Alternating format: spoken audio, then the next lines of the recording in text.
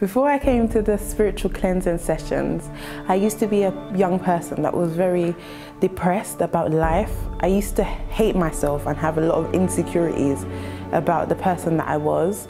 I also used to cry a lot, especially when I was by myself in my room, and it would be uncontrollable, and I never understood why I would cry so much, and I used to have a lot of issues with myself.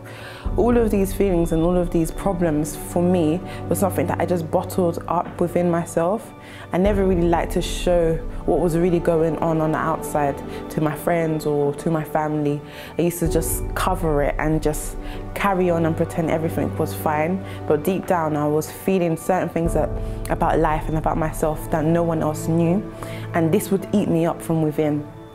So for many years I would battle with myself, wanting more to life but still hating who I was as an individual, until I was invited to come to the spiritual cleansing sessions.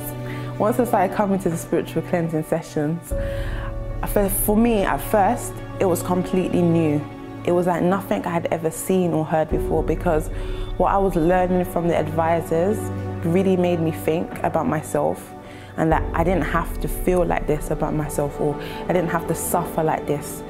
And what I received there was a prayer that could help me, that could benefit me, that would make me go home and make me feel lifted, and not like I was carrying a burden, or not like I was bottling up with so many things. I also learned through continuing coming to the spiritual cleansing sessions, as I kept on coming, I started speaking to the advisors that were there willing to listen to me. When I spoke to them and I opened up, it was also another opportunity for me to get that weight off my shoulders. And once they helped me and they gave me advice that benefited me, I could see that my life started to change, because I would act upon what they would say, and they would tell me their stories about how they used to come and what they did to change it and to overcome their problems.